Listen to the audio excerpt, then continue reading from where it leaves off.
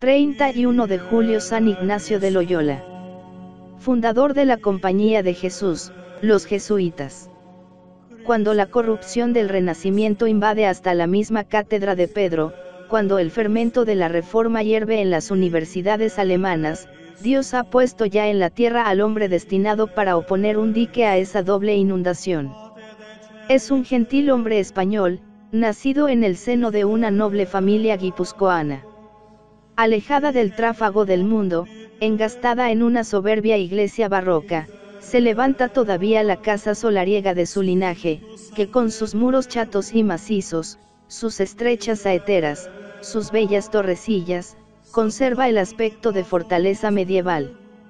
Pero Íñigo, el hijo decimotercio y último de Beltrán Yáñez de Oñás y Loyola, no piensa todavía en azares de conquistas evangélicas. Con su temperamento vehemente, audaz y ambicioso, aspira al brillo de los honores y a la gloria de las armas.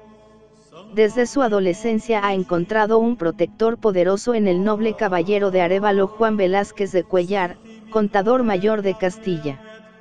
Vive con los Velázquez, unas veces en Arévalo y otras en la corte, entre compañeros que más tarde serán grandes políticos o famosos conquistadores. Él no cede a nadie en sueños de grandezas y aventuras. Es un paje apuesto, generoso y batallador, con los vicios y virtudes del guerrero español de su tiempo. Cuentan que la mujer del contador le decía: Íñigo, no cesarás hasta que te quiebren una pierna. Soldado desgarrado y sin letras le llamará el padre Granada. Era muy buen escribano, dice el padre Rivadeneira, pero los libros le dejan indiferente. Más le importaba jugar a los naipes, andar en revueltas de armas, cuidar su ondulada cabellera rubia, esgrimir la lanza y galantear. Se le vio procesado a causa de sus graves desórdenes. Se le vio, en Pamplona, arremeter calle abajo contra una multitud que no le guardó las debidas consideraciones, y si no hubiera quien le detuviera, o matara a alguno de ellos, o le mataran. Era, dicen los mismos compañeros de su vida perfecta, hombre metido en todas las vanidades del mundo, soldado ducho en travesuras juveniles y mozo polido, amigo de galas y de traerse bien. No obstante, se hacía querer de todos, porque era recio y valiente, muy animoso para emprender cosas grandes, de noble ánimo y liberal, y tan ingenioso y prudente en las cosas del mundo, que en lo que se ponía y aplicaba se mostraba siempre para mucho.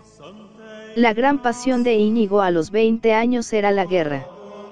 Guerreando estaba en Pamplona a principios de 1521, como ayudante del duque de Nájera, cuando los franceses pusieron sitio a la ciudad. Tratábase ya en el castillo de rendirse, cuando Loyola se interpuso, defendiendo la resistencia hasta la muerte. Resistió, efectivamente, como un héroe, hasta que una bala de cañón le dejó destrozada una pierna y herida la otra. Obligado a capitular, el herido fue colocado en una litera y llevado a Loyola. Allí empezó la cura de los cirujanos. Quisieron atarle, como entonces se acostumbraba en semejantes operaciones, pero él no lo consintió, sereno, inmóvil, aguantó la espantosa carnicería. Solo un momento se le vio apretar fuertemente los puños.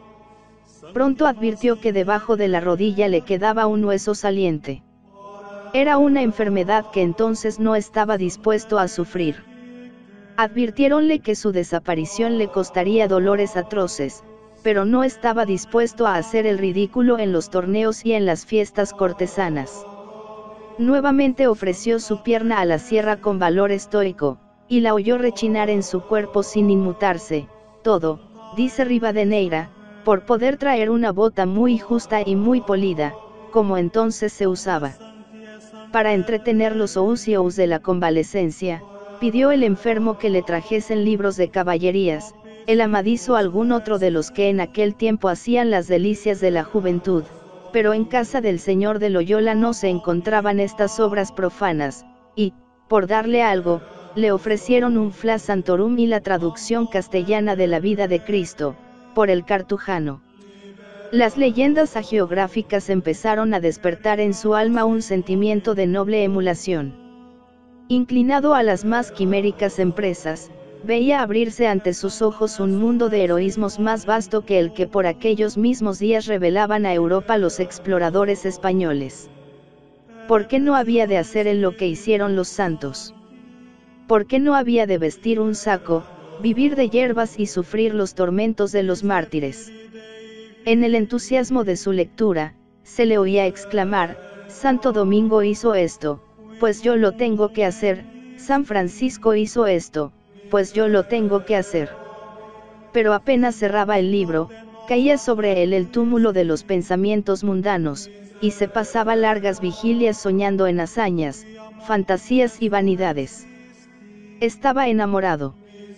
La señora de sus pensamientos era mujer de alta alcurnia, cuyo nombre nunca quiso descubrir, aunque hay quien dice que era la viuda de don Fernando el Católico, Germana de Foix. Tan poseído tenía el corazón, que se estaba embebido en pensar en ella 2, 3 y 4 horas sin sentirlo, imaginando lo que habría de hacer en su servicio, los medios que tomaría para poder ir a la tierra donde ella estaba, los motes, las palabras que le diría, los hechos de armas que haría por ella, y estaba con esto tan envanecido, que no miraba cuán imposible era poderlo alcanzar, porque la señora no era de vulgar nobleza, ni condesa, ni duquesa, mas era su estado más alto que ninguno de estos. Solicitado por ideas tan diversas, empezó a examinarlas y compararlas entre sí, notando que las del mundo, aunque le deleitaban, dejaban su corazón triste y vacío, mientras que las de Dios le llenaban de consuelo y alegría. Poco a poco la gracia iba trabajando su espíritu, hasta que vino al fin la resolución irrevocable, una resolución como sabía tomarlas aquella indomable voluntad. Una noche, levantándose del lecho, postróse de rodillas ante una imagen de la Virgen, y prometió renunciar a sus antiguas vanidades. El caballero mundano quedaba convertido en soldado de Dios. Fue una conversión radical, integral, definitiva. Nunca el gentil hombre había tenido la menor duda sobre su fe católica, sentía particular devoción hacia el príncipe de los apóstoles, y hasta le cantó en trabajosos versos al mismo tiempo que a las damas, pero desde este momento su vida entera quedó consagrada al servicio de Dios. Su primer pensamiento es ir en peregrinación a Jerusalén. Luego se le ocurre la idea de entrar en la Cartuja de Miraflores, y las horas que antes gastaba pensando en su dama, se le pasan ahora orando, contemplando la noche estrellada y repitiendo aquella su exclamación favorita: cuán baja me parece la tierra cuando miro al cielo. Sigue leyendo las vidas de Cristo y de los santos, y para no olvidar los buenos pensamientos que se le ocurren, anota en un libro, primorosamente encuadernado, los hechos, las ideas, los afectos piadosos que agitan su corazón y su mente durante la lectura. Después de muchos meses de forzado encierro, empieza su mística aventura. Se arrodilla primero ante la Virgen de Aránzazu, va luego a Navarrete para despedirse del duque de Nájera, su antiguo protector, allí se separa de sus criados, y solo, montado en una mula, se dirige en peregrinación a Nuestra Señora de Montserrat. Una alegría íntima llena su alma, medita penitencias, peregrinaciones y hazañas por Cristo, y con el afán de olvidar su vida de pecado, diariamente se disciplina hasta la sangre. En Montserrat se confiesa durante 3 días, escribe luego su confesión, regala su mula al monasterio y cuelga la espada y la daga ante el altar de la Virgen. El soldado vanidoso y ambicioso ha muerto para siempre, reemplazado por el capitán de las huestes de Dios. Aquí empieza la parte más dramática de su vida. Su antiguo ardor bélico se dirige ahora contra sí mismo y contra los enemigos de la fe. Falló poco para que en el camino de la montaña no apuñalase a un moro que hablaba contra la perpetua virginidad de María. Extremoso en todo, quiso practicar cuanto había leído de los héroes del cristianismo. El 24 de marzo de 1522 llamó a un pobre andrajoso, le dio sus vestidos de caballero y se vistió un traje que consistía en un saco de cánamo, un pedazo de cuerda para ceñirlo y una alpargata de esparto para el pie derecho, que era el de la herida. Con estas galas y en la mano un bordón rematado en una calabaza, pasó una noche al pie del altar de la Virgen, remedando la costumbre de velar las armas, común entre los caballeros medievales. Cojeando penosamente, se presenta el convertido en Manresa. Allí vive en un hospital, y se pasa las horas muertas rezando en una gruta. Mal formado todavía en las cosas del espíritu, se imagina que toda la santidad está en la mortificación, pasa 7 horas en oración de rodillas, come lo que le dan de limosna, se disciplina 3 veces al día, y él, antes tan ufano de cuidar su persona, se deja ahora crecer las uñas y el cabello. Hay quien se ríe de él, pero él lo lleva con la mayor paciencia. Nadie sabe su nombre. Por las finas facciones de su rostro, las gentes empiezan a sospechar en su vida algún misterio. Él solo se llama el peregrino. Después de 4 meses de una serenidad imperturbable, entra su alma en los más terribles combates de la vida interior. Va a empezar su noviciado. El enemigo le decía, quien resiste una vida semejante durante 30 años. Pero esta primera prueba se le desvanece con esta sencilla respuesta, ¿quién me asegura que voy a vivir una sola hora? No tardó en advertir en medio de la oración olas terribles de tedio y amargura, que empezaron a hacerle dudar sobre el camino que emprendía. Siguieron los escrúpulos acerca de su confesión, acompañados de tales congojas, que hasta tuvo la tentación de arrojarse por una cima. Se le veía llorando en su habitación y pidiendo a gritos el socorro de la divina misericordia. En aquel terrible trance, resolvió no comer ni beber hasta que recobrase la calma. Después de una semana, echáronle de menos unas mujeres piadosas que escuchaban sus consejos, y después de muchas pesquisas le encontraron en una ermita de la Virgen, tan enjuto y extenuado, que no podía andar ni tenerse en pie. No obstante, fue preciso que el confesor le negase la absolución para hacerle tomar alimento. Después sintióse repentinamente inundado de paz y alegría. Siguieron los días de los regalos y las consolaciones. Según él mismo lo declara, Dios trataba a su siervo de la misma manera que un maestro trata a un niño de la escuela a quien instruye. Aunque no existieran los libros santos, añadía, estaría dispuesto a dar la vida por las verdades que en ellos se enseñan, solo por lo que en la contemplación se me había comunicado. Un día, contemplando las cosas divinas en las cercanías de Manresa, se sentó sobre el camino, que pasaba a la ribera de un río, y puso los ojos en las aguas. Allí, dice el padre Laínez, aprendió en una hora roas de lo que hubieran podido enseñarle todos los sabios del mundo. Tenía visiones, coloquios con los bienaventurados y raptos de 8 días. Se había convertido en un maestro de la vida espiritual, y un grupo de mujeres, que el vulgo malicioso llamaba las íñigas, hacía los ejercicios espirituales bajo su dirección. De esta manera nació un librito breve y compendioso, escrito en un lenguaje sencillo e inteligible, que es uno de los libros más extraordinarios del mundo. De esta manera nació el libro de los ejercicios. Sumergido en la meditación de las verdades eternas o zarandeado por las tempestades interiores, Ignacio no cesaba de estudiar y analizar los diversos estados de su espíritu. El peregrino, decía más tarde a uno de sus compañeros, observaba en su alma ya estos, ya aquellos afectos, y se aprovechó de ellos, y por ahí vino a pensar que podrían también aprovechar a otros, y por eso escribió los ejercicios. Al principio, lo único que le importaba era conocer la voluntad divina y cumplirla perfectamente.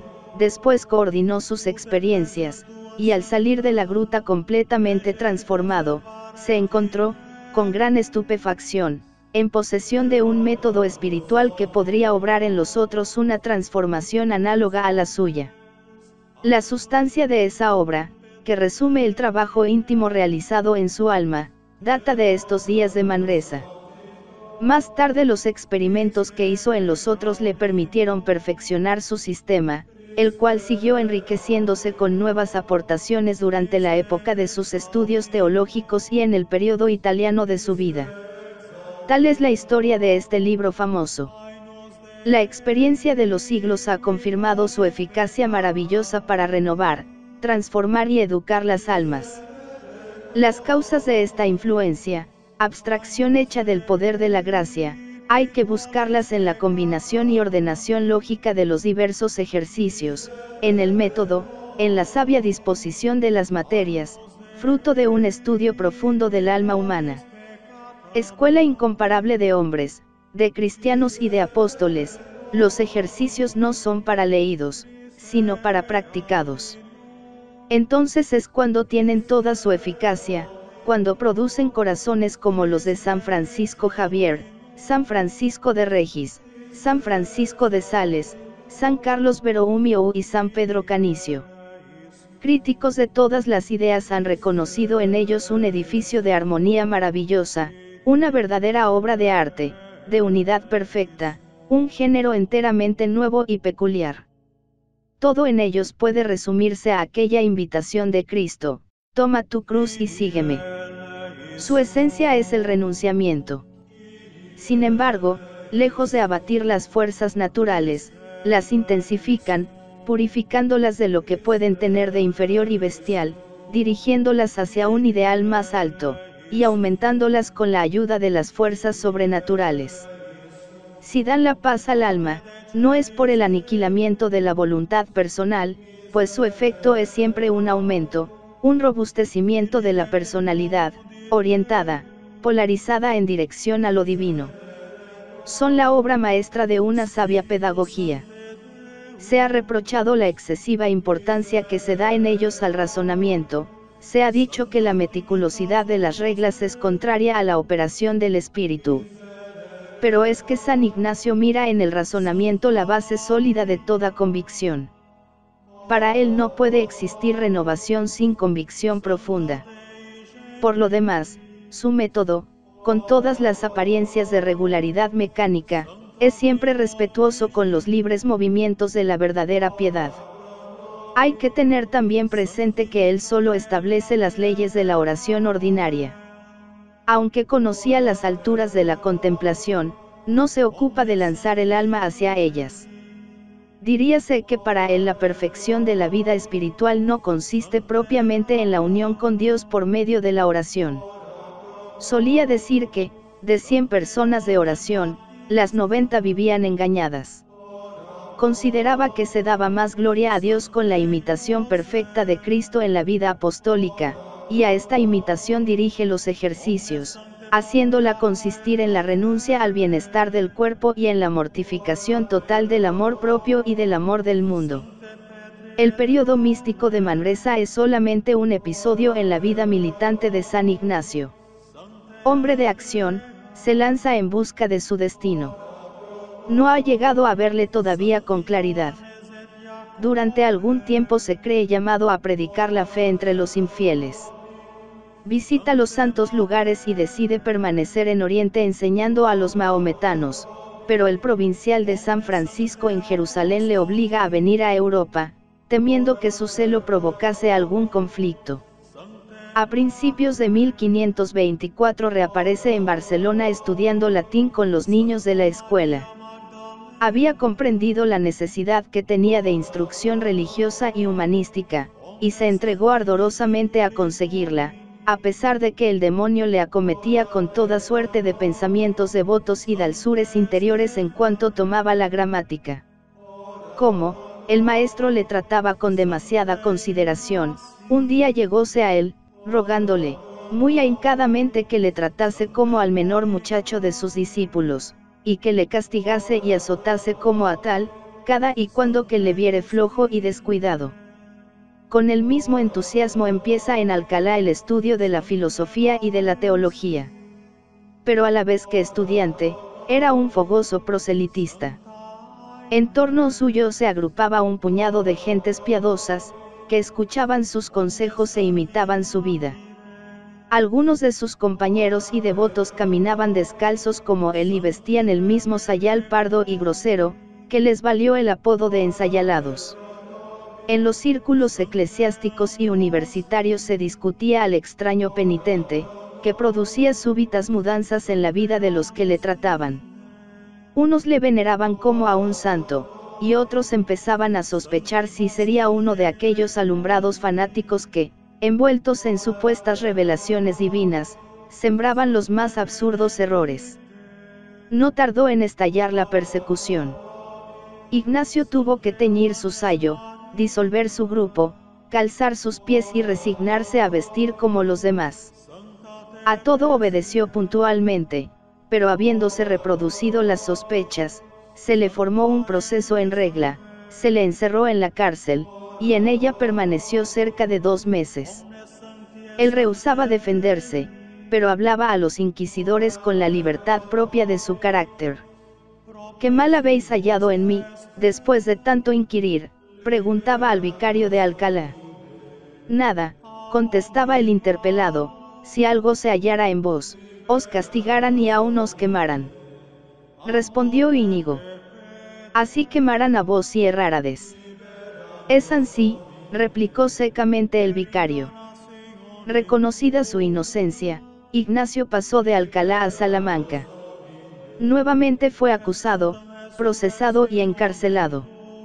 22 días de encierro, al principio en un aposento viejo, destartalado, sucio y maloliente, con una cadena de 12 polmos en los pies, y sin poder dormir, por la gran multitud de bestias varias. Absuelto una vez más por las autoridades eclesiásticas, dejó aquella universidad y se dirigió a la de París, montado en un asno, que llevaba sus libros y cartapacios. Llegó el 2 de febrero de 1528, y pasó aún 7 años escuchando a los doctores de la Sorbona.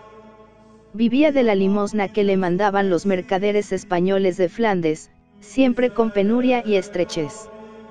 A los 3 años obtuvo grado de maestro en filosofía. Durante las vacaciones viajaba hasta Brujas, Amberes y Londres para recoger limosnas. Al mismo tiempo, seguía preparando su método espiritual con tal éxito, que hubo días en que las clases se quedaban desiertas porque los discípulos andaban ocupados en ejercicios piadosos. Empezóse a considerarle como a un embaucador, se le procesó una vez más como hereje oculto, y aún se le amenazó con los azotes infamantes que se daban en los colegios universitarios a los estudiantes inquietos y de costumbres perniciosas. Él mismo se dirigió al lugar del suplicio, y como advirtiese que perdía el color y temblaba, empezó a decir a su cuerpo: ¿cómo? Y contra el aguijón tiráis cax. Pues yo os digo, don asno, que esta vez habéis de salir letrado, yo os haré que sepáis bailar. La intervención de algunos de sus discípulos le libró de aquella vergüenza, y todo aquello solo sirvió para aumentar su prestigio entre los estudiantes. La mirada de aquel colegial viejo, cojo y desarrapado seducía de una manera irresistible. En Barcelona, en Alcalá y en Salamanca había encontrado discípulos que arrostraban el enojo de sus familias por seguirle e imitarle. Otro tanto sucedía ahora en París. El primero que se le juntó fue su compañero de celda en el colegio de Santa Bárbara, un piadoso saboyano que se llamaba Pedro Fabro. Poco después ganó el alma generosa y ardiente del joven profesor navarro Francisco de Javier. Siguieron el soriano Diego Laínez y el toledano Alonso Salmerón, y tras ellos cayeron en la red el portugués Simón Rodríguez de Acevedo y el joven Nicolás Alfonso de Bobadilla, palentino de buena índole, pero de carácter desigual y levantisco. El 15 de agosto de 1534, seguido de estos 6 compañeros, subía la colina de Montmartre, penetraba en una silenciosa capilla dedicada a San Dionisio, que pertenecía a las monjas benedictinas, y se preparaba a oír la misa fervorosamente. Celebraba el único que entre ellos era ya sacerdote, Pedro Fabro. Al llegar a la comunión, Fabro se volvió a sus compañeros con la sagrada hostia en la mano. Arrodillados los 6 en torno del altar, fueron pronunciando uno en pos de otro los votos de castidad y pobreza, y después recibieron la comunión. Terminada la misa, bajaron al pie del monte, se sentaron alrededor de una fuente y celebraron un frugal y fraternal banquete.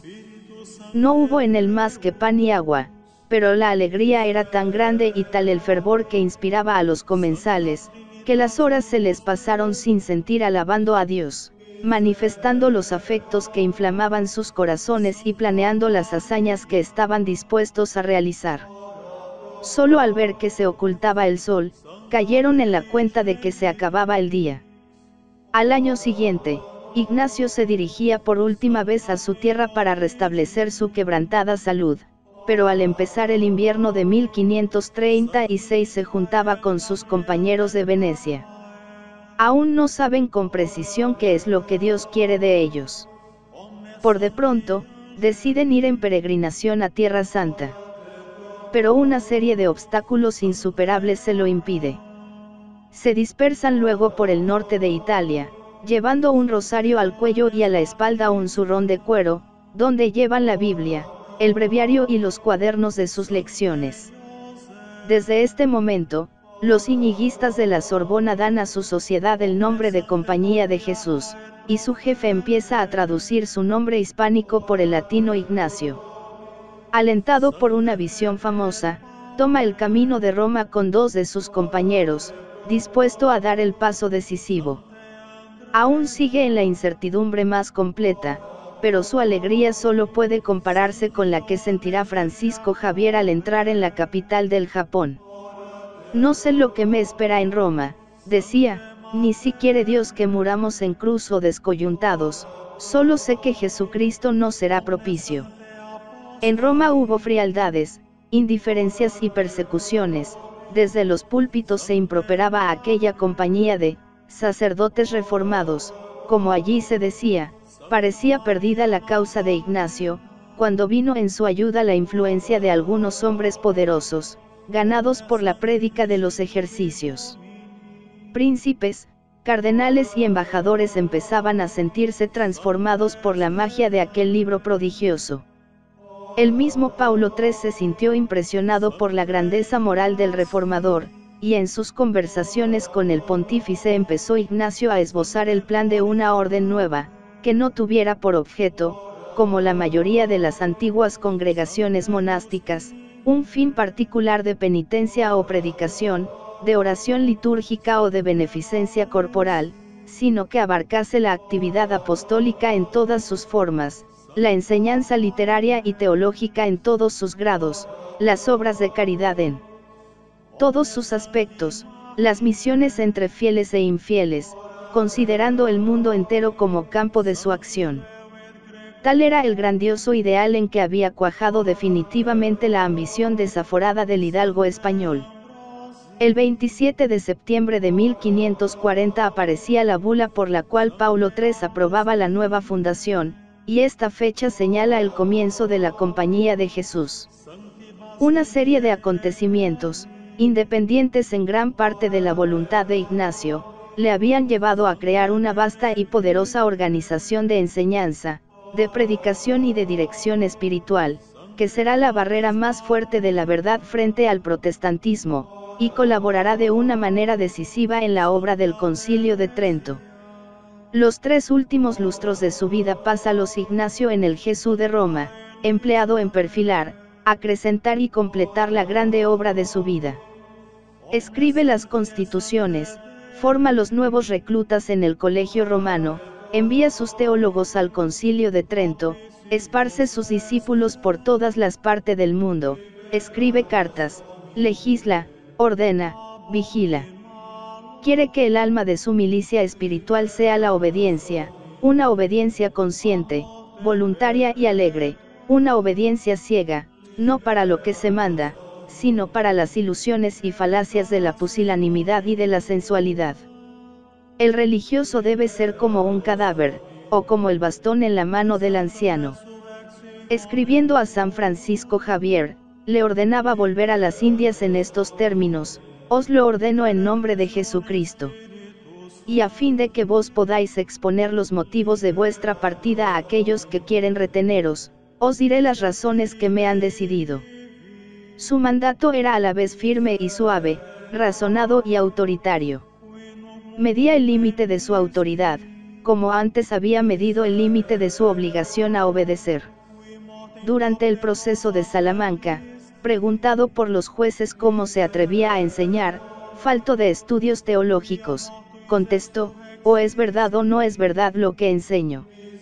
Si no es verdad, condénenme; si es verdad, déjenlo estar. Y cuando le leyeron la sentencia, por la cual le declaraban inocente y ortodoxo, mandándole al mismo tiempo que no se metiese en honduras y distinciones sutiles, declaró que obedecería en aquello que estaba dentro de la jurisdicción de los jueces, pero que no era justo, puesto que no se encontraba delito en su conducta ni error en su doctrina, impedirle servir a las almas, privándole del derecho de hablar de las cosas de Dios con libertad. Así era de razonable y humano este hombre a quien se ha pintado como un déspota. Era natural que el odio se cebase en un hombre que se presentaba como el aguafiestas del Renacimiento, como el censor de la moral fácil de los falsos reformadores, como el campeón de la disciplina cuando el mundo se indisciplinaba. La pasión ha hecho de aquel gran hombre un enigma o una paradoja. Ya los pintores empiezan por desconcertarnos. El Ignacio de Valdés Leal parece un San Juan de la Cruz, místico y poeta, puesto en éxtasis ante la belleza del crucificado.